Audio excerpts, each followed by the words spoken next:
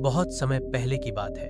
हिमालय की घाटियों के बीच एक सुंदर छोटा सा गांव था, देवग्राम। उस गांव में रहता था एक जिज्ञासु लड़का, आर्यन। आर्यन हर नई चीज सीखने की कोशिश करता, लेकिन उसकी एक कमजोरी थी।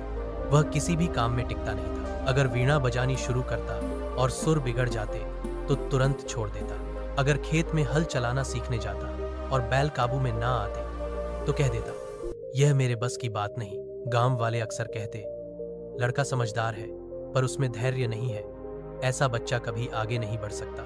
एक दिन देवग्राम में शाही दूत आया। उसने घोषणा की, महाराज पृथ्वीदेव अपने राज्य में एक विशाल उत्सव आयोजित कर रहे हैं। उसमें संगीत, नृत्य और ज्ञान की प्रतियोगिता होगी। जो विजेता होगा उसे सोने का पदक और राजधानी के महान गुरुकुल में शिक्षा का अवसर मिलेगा। यह सुनकर आर्यन का मन उत्साह से भर गया।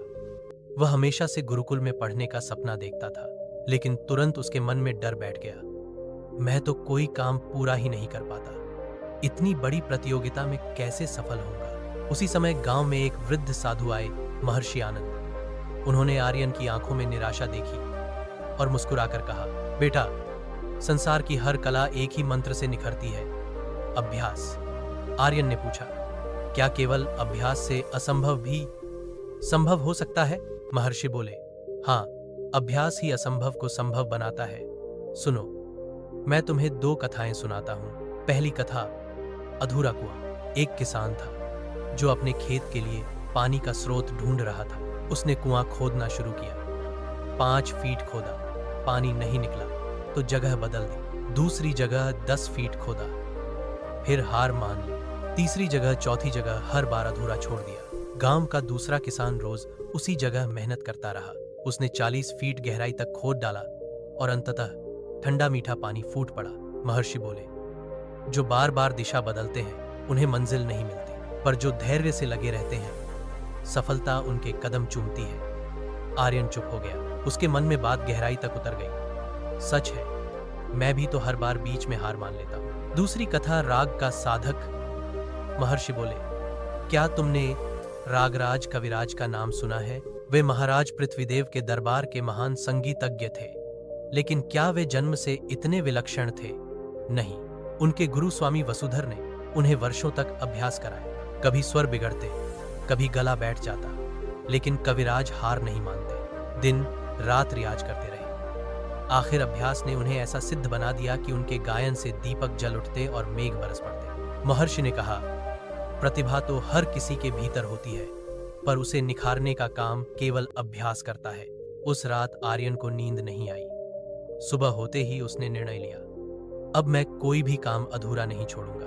वह रोज सूर्योदय से पहले उठता और वीणा का अभ्यास करता। सुर बेसुरे निकलते, उंगलियां थक जाती, पर वह रुकता नहीं। खेत में बैलों के साथ हल चलाना भी सीखा। पहले बैल उखड़ जाते, पर वह धैर्य से उन्हें संभालना सीख गया। धीरे धीरे उसका परिश्रम रंग लाने लगा। गांव वाले आश्चर्य से कहते, क्या यह वही आर्यन है जो कभी किसी काम में टिकता नहीं था? अब तो यह सबसे लगनशील बालक बन गया है। कई महीने बीते। राज्य की प्रतियोगिता का दिन आ पहुंचा। राजमहल दीपों से सजा था। चारों दिशाओं से गायक, नर्तक और विद्वान आए थे। जब आर्यन की बारी आई तो उसने आंखें बंद की, गहरी सांस ली और वीणा के तारों को छुआ। पहला स्वर जैसे ही निकला, पूरी सभा मौन हो गई। संगीत इतना मधुर, इतना आत्मीय था कि लोग अपने आप में खो गए। जब धुन समाप्त हुई, महाराज पृथ्वीदेव उठ खड़े हुए। यह बालक साधारण नहीं है, इसमें अभ्यास की शक्ति है। यह हमारे राज्य का रत्न बनेगा। आर्यन ने प्रतियोगिता जीती और राजधानी के गुरुकुल में प्रवेश पाया। महर्षि आनंद ने उसे आशीर्वाद दिया, याद रखना, तुम्हारी सबसे बड़ी ताकत तुम्हारी लगन और अभ्यास है। प्रतिभा बीज है, पर उसे वृक्ष बनाता है निरंतर प्रयास। आर्यन ने इस मंत्र को जीवन भर नहीं भुलाया। वह आगे चलकर महान विद्वान और कलाकार बना, जिसके संगीत ने लाखों दिलों को छुआ। कहानी की सीख, सफलता का सबसे सच्चा रास्ता है अभ्यास। प्रतिभा हर किसी में होती है, पर वही महान बनता है जो हार मानने की बजाय रोज रोज मेहनत करता है। अगर आपको यह कहानी पसंद आई हो तो इसे लाइक करें, अपने दोस्तों और परिवार के साथ शेयर करें और ऐसी ही प्रेरणादायक कहानियां सुनने के लिए हमारे चैनल को सब्सक्राइब करना न भूलें।